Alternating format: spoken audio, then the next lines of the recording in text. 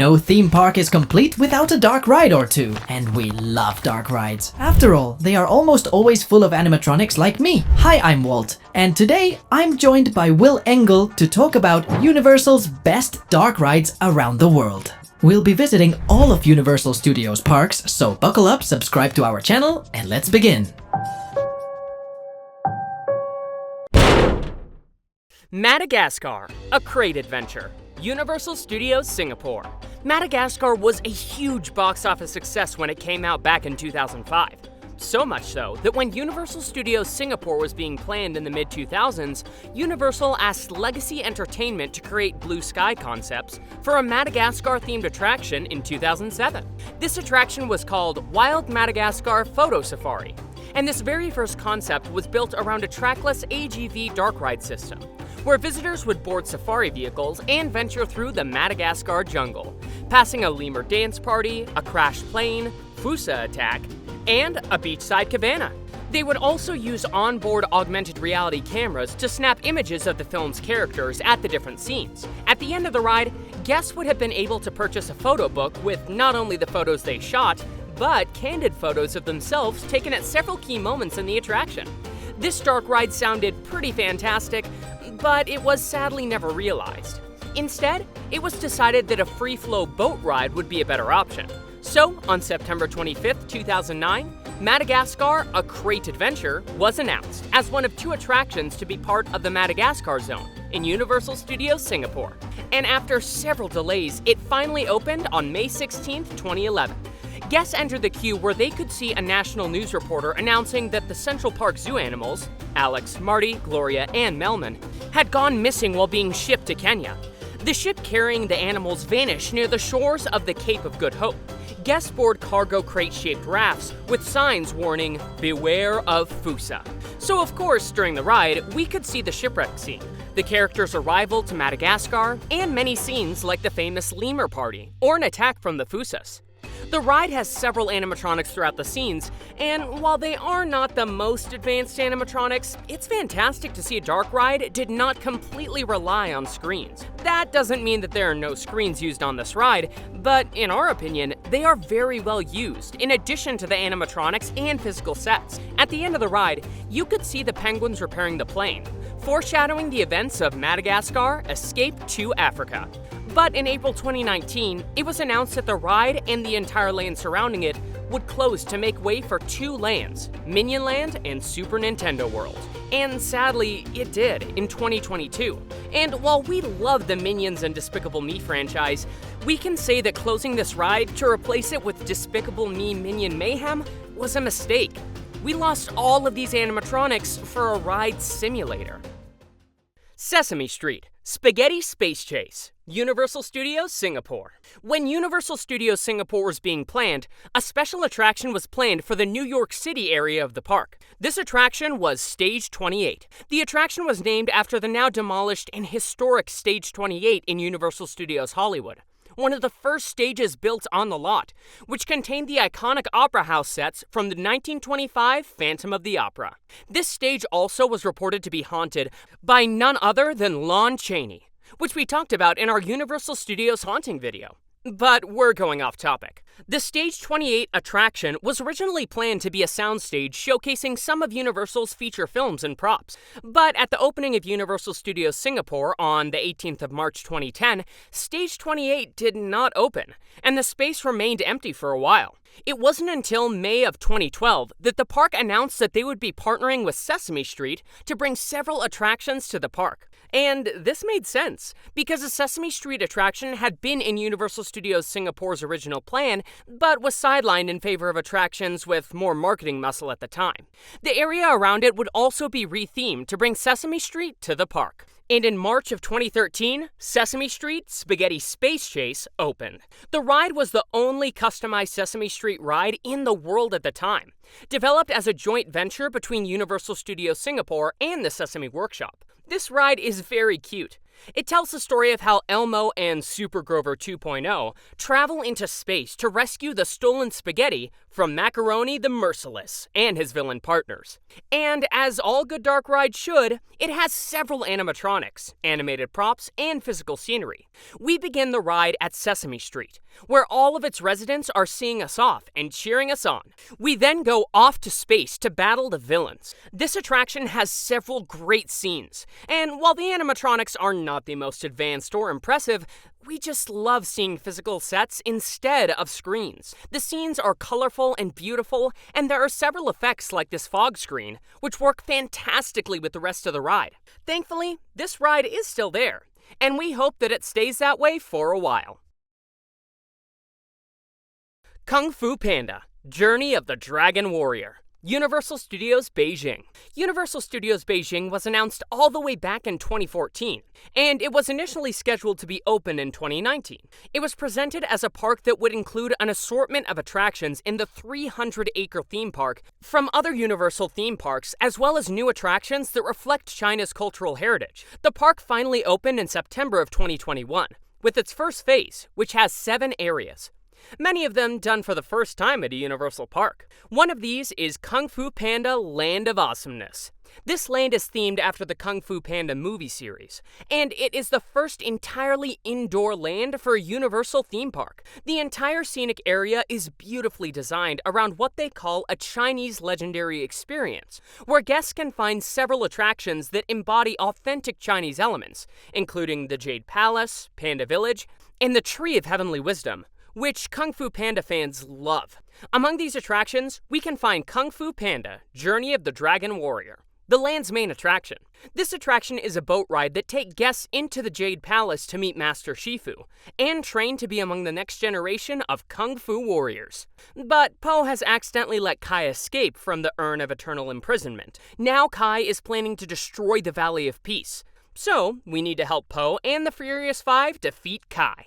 The ride has several pretty cool animatronics, and it also mixes screens with physical sets in a very great way, even if there are scenes where it heavily relies on just using screens. But still, when it opened, it got pretty mixed reviews. Some people found it a bit lackluster and insisted on comparing it with Jurassic World Adventure, which can be found at the same park. But we think comparing it with such a great attraction is not fair.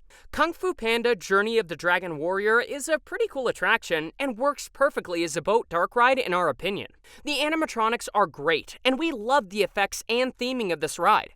People feel that the land in itself is better than its main ride, and that may be true. But we still love seeing new animatronics that we can talk about, and some of these are pretty great.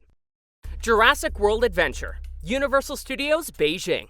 As we said, Universal Studios Beijing has many different theme zones, and one of these zones is Jurassic World Isla Nublar. This was the first time that the area was specifically themed around Jurassic World and not Jurassic Park. The area has 3 attractions, but today we're going to be talking about the best. Jurassic World Adventure Ride is probably the best and most impressive attraction inspired by this franchise. In this ride, guests board an atlas for a journey through Isla Nublar, where they encounter many life-size dinosaurs. The ride uses the same dark ride system as The Amazing Adventures of Spider-Man and Transformers the Ride, but instead of using the 3D effects of those rides, it uses a traditional mix of animatronics supported by screen effects. And they seriously took animatronic dinosaurs to a whole new level. Imagine cruising along the vehicle when suddenly, a seemingly harmless Ankylosaurus playfully bumps into your ride, sending it spinning out of control. And that's nothing compared to the rest of the scenes, where you experience an intense showdown between a Tyrannosaurus Rex and an Indominus Rex, which takes place right above you. However, the most groundbreaking scene is where you come face to face with a gigantic, full-size walking Indominus Rex. This incredible animatronic marvel actually chases after you. This massive dino will be hot on your heels as you navigate the ride's track system, creating a heart-pounding reverse chase. It's an encounter unlike anything you've ever experienced before. We can't even begin to fathom what it would be like to have this animatronic chasing us. It is so impressive, but even more terrifying. Secret Life of Pets: Off the Leash. Universal Studios Hollywood. Secret Life of Pets came out in 2016 and became the 5th highest grossing original worldwide film of all time at the time. So you can imagine its success. And while it was a huge box office success and many people love it, we were not fans of the franchise. So when this ride was announced back in 2019, we were not very excited about it. The conception of a Secret Life of Pets attraction began before the completion of the movie, so Universal knew that it was going to be a success, kind of what they did with the Jurassic Park ride. Originally, the attraction was going to be a trackless dark ride, focusing on the search for a missing pet, and it would open in both Hollywood and Orlando. But the Florida version was postponed and probably canceled. In July 2018, construction of the Secret Life of Pets dark ride began at Universal Studios Hollywood in the upper lot, replacing the Globe Theater. And on April 10, 2019, Universal Studios Hollywood officially confirmed the ride's existence and title. The ride finally opened in 2021 as part of the park's reopening after the pandemic, and let's just say that it is fantastic. As soon as we rode the ride, it immediately won us over. The ride is packed with the cutest animatronic animals. Not only that, but the fun begins in the queue. It's full of Easter eggs for the fans of the franchise, and being able to navigate all of these apartments makes waiting in the queue a lot better. Right from the start, you can find an animatronic buddy, getting a massage with a mixer. We also find animatronic versions of Duke and Max in their living room, where we learn the attraction's premise, that we are stray puppies, in need of adoption. And also, we find an incredible animatronic Snowball, who cracks jokes with guests during the wait. As we board the vehicle, we can see that this dark ride was truly designed to be a park favorite, as each scene is filled with high-quality animatronic animals. Actually, the ride is almost entirely animatronics, dimensional environments, and practical effects. We get to see ourselves in puppy form and get adopted by a loving family. With all of its animatronics and effects, it seems like each scene is better than the one before, and you don't even know where to look. This ride is fantastic and very cute. And you know that any ride that has this many animatronics is at the top of our list. Cat in the Hat, Universal Studios Orlando. As we've mentioned several times before, the original plan for Universal's Islands of Adventure was to be a park themed entirely around cartoon characters. The park was supposed to feature characters from Warner Brothers, DC Comics, and Dr. Seuss. This all changed when attempts to obtain a license for Warner Bros. Characters, including those of the DC Comics, fell through, due to Six Flags already using them. And while Universal turned to Marvel and was able to make a deal for its characters like Spider-Man and Captain America, the concept of the park was reimagined. But still, when this was still the plan, the Dr. Seuss characters were able to be licensed. So of course, Universal knew they had to use them. And that's how Seuss Landing became one of the islands in the park. Seuss Landing is a beautiful area full of shops, restaurants, and attractions, with the main attraction being the Cat in the Hat ride. This attraction tells the entire Cat in the Hat story, from beginning to end, and it lasts about 6 minutes. Guests ride on couches and go through 18 different sets, where we can find many special effects, animated props, and of course, animatronics. We see how after the children's mother leaves the house, the cat arrives and starts misbehaving, especially towards the fish. But the real chaos begins when Cat brings Thing 1 and Thing 2 over to play, as the goldfish who tries to maintain order in the midst of bedlam, but the entire mess is cleaned up just before Mom gets home. The ride spins around through several fantastic scenes, and while we would love to see more advanced animatronics, the animatronics that are in the ride are pretty cool. They were all created by AVG Technologies, which we've covered many times before for creating several fantastic animatronics. In 2014, after getting complaints from guests about motion sickness, Universal toned down the vehicle's spinning sequences so that the couch did not spin quite as much. But other than that, there have not been many changes done to the ride since it opened in 1999. E.T. Adventure, Universal Studios Orlando. E.T. Adventure is one of the most iconic attractions at Universal Parks. This ride was in development ever since Universal Studios Florida was being planned. You see, after Steven Spielberg partnered up with Universal to create the new Florida park, he was looking for inspiration. So he visited his college roommate, Peter Alexander, who was working on King Kong Encounter for the tram tour at Universal Studios Hollywood. He got a preview of the 30-foot Kong animatronic in action and knew that he wanted to work with Alexander for this new park. And one of the attractions that he wanted at the park was an attraction based on his film, E.T. the Extraterrestrial. Work began on a dark ride that Spielberg wanted to be a personal journey through a friendly place. And during the development, it was suggested that the chase scene from the film would transition into a voyage through E.T.'s homeworld, the Green Planet. So inspiration was drawn from E.T. the Book of the Green Planet, a novel by William Kotzwinkle in 1985 that serves as a written sequel to the 1982 film. And the scenes depicting the Green Planet were designed to be both alien and friendly. To make this ride even better, Universal asked Sally Corporation to come in and help create over 300 animatronics and plants that we see throughout the ride. The attraction takes guests aboard a bicycle, where they travel past NASA and police officials that are trying to capture them. Then, the bikes are transported to a kind of portal area with flashing lights, which, when finally turned around, arrive at the Green Planet. Guests meet Botanicus, who urges them to save E.T.'s friends. Using E.T.'s healing touch, guests travel through the Green Planet, reviving E.T.'s friends and celebrating. Now, remember when we said that Spielberg wanted the ride to be more personal for each guest? Well, Alexander came up with the idea that an animatronic E.T. would appear in the final scene and thank each guest by name when saying goodbye. So when you enter the queue, you say your name to a ride attendant and receive an interplanetary passport in return. Each passport contains a barcode that stores a name, which is then transferred to an RFID tag on the vehicle as each rider boards, identifying all of the occupants to the computer system. This was such an iconic ride when it opened in 1990 that it also opened at Universal Studios Hollywood in 1991, and then at Universal Studios Japan 10 years later in 2001. But sadly, it also closed in Universal Studios Hollywood on March 14, 2003, to be replaced by Revenge of the Mummy. Universal Studios Japan's E.T. ride also closed on May 10, 2009, this time to be replaced by Space Fantasy. Now, when DreamWorks Land was announced for Universal Studios Florida, many of us were worried because we thought that maybe the last E.T. the ride would be closed. But thankfully, this was not the case. Universal is actually committed to preserving and enhancing this ride for the long term. They are adding a new sign, improved special effects, new scents within the ride, and a redesigned exit path. And this is the best choice, to be honest. After all, Steven Spielberg has reportedly said that he would pull the plug on future projects with Universal if they ever shut down the iconic ride. Men in Black, Universal Studios Orlando, 2000. Men in Black came out in 1997. The movie was a great success, and it went on to have lots of media based on this franchise, like sequel films, video games, an animated TV series, and more.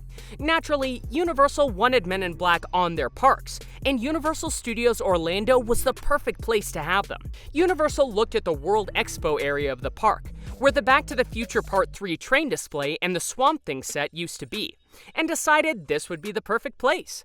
So work started on developing this ride. Men in Black Alien Attack was planned as an interactive shooting dark ride. This ride system was finalized in mid-1998, and after lots of speculation and wait, the ride opened in April 2000. Now, the World Expo area of the park is inspired by the New York State Pavilion of the 1964 World's Fair. And when you approach the ride's building, you might think that you're visiting an exhibit called The Universe and You, Are We Alone? Even the outside of the queue is full of posters advertising alien activity and mics giving updates in the fair. But during the pre-show, we realized that we are actually at the Men in Black headquarters, where we're being recruited to protect Earth from aliens that have landed in New York. There are about 120 different aliens at the ride, and you need to find them and hunt them down. Some of them are hidden and some are in plain sight. This is a fantastic interactive spinning dark ride, full of effects, props, and some cool but basic animatronics. But the coolest animatronics on this ride are kind of far away, And we're going to give you a tip on how to get near them. Universal Studios offers lots of free attraction tours that depend on team members' availability. These tours last about 15 to 20 minutes and take you behind the scenes of some attractions. That is the case with the Men in Black Alien Attack attraction. The immigration tour at the ride takes place after you enjoy the ride. If a tour guide is available, you'll be led downstairs through an employee-only area, and then you'll enter the lower level of the immigration room that you had passed in the queue above. The room is a fantastic recreation of the control room featured in the Men in Black films, and it features full-sized animatronic figures of Beijing and Bob, the tentacled twins. During the tour, you'll be able to take pictures with the aliens, sign the logbooks, and sit in those incredibly uncomfortable white chairs. So hopefully, the next time you visit, you'll be able to do this tour. And to be able to visit, start planning your next vacation. Our friends at PixieVacations.com will help you plan your perfect vacation to Universal Studios Hollywood, Universal Studios Orlando, or Universal's Islands of Adventure, specifically tailored to your vacation style and budget. And working with the Pixie is completely free. So talk with them to make the best out of your next theme park vacation.